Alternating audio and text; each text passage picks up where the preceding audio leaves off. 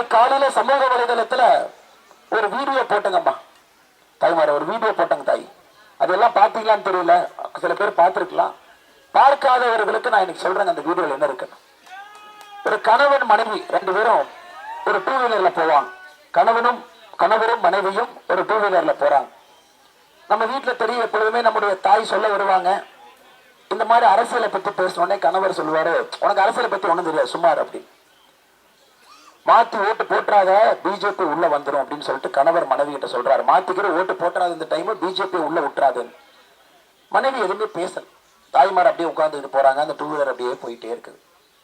கொஞ்சம் தூரம் போனோடனே ஒரு பூக்கடைக்கார அக்கா பூ வித்துக்கிட்டு இருக்காங்க.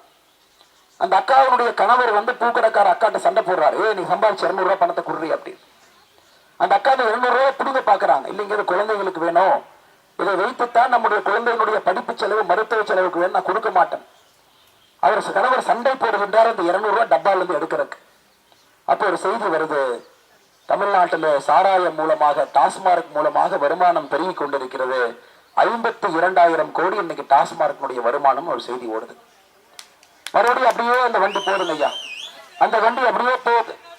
கணவன் மனைவி அப்படியே உட்கார்ந்துருக்காங்க. அப்படியே போகும் பொழுது ஒரு பத்திரிகையாளர் மைக்கை வச்சு பேசிட்டு இருக்காங்க, தமிழ்நாட்டிலே குற்றங்கள் அதிகமாகிவிட்டது, குறிப்பாக பெண்களுக்கு எதிரான வன்கொடுமைகள் அதிகமாக இருக்கு அப்படின்னு சொல்றாங்க. அதையும் கணவனும் மனைவியும் கேட்டுக்கிட்டே போறாங்க அந்த டூ வீலர்ல. அந்த டூ வீலர் அப்படியே இன்னும் கொஞ்சம் தூரம் போதுங்க ஐயா.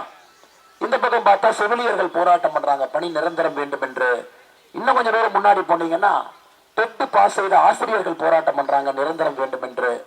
இன்னும் கொஞ்சம் தூரம் முன்னாடி போனீங்கன்னா அந்த டிரான்ஸ்போர்ட் பஸ் டிரைவர் கண்டக்டர் அவங்க போராட்டம் பண்றாங்க. அப்படி இன்னும் கொஞ்சம் தூரம் போனீங்கன்னா சாதாரண பொதுமக்கள் போராட்டம் பண்றாங்க, கரண்ட் பில்ல குறைங்க. அதையும் கணவனும் மனைவியும் பார்த்துக்கிட்டே போறாங்க. இன்னும் கொஞ்சம் தூரம் போறாங்க, காவல்துறை ஒருத்தர் கைது பண்ணி வெளியே வருது, டிவியில நியூஸ் ஓடுது, தமிழ்நாட்டினுடைய முக்கிய புள்ளி அரசியல்வாதிகளோடு தொடர்பில் இருந்த ஒரு போதை கடத்தல் மன்னன் கைது செய்யப்பட்டிருக்கின்றான் அப்படி. அப்ப கணவன் திரும்பி மனைவி கிட்ட சொல்றாரு, பேசாம பிஜேபியை உள்ள விட்டுறலாம் அப்படின்னு. இதற்கெல்லாம் ஒரே ஒரு தீர்வு பாரதிய ஜனதா கட்சி மட்டும்தான்.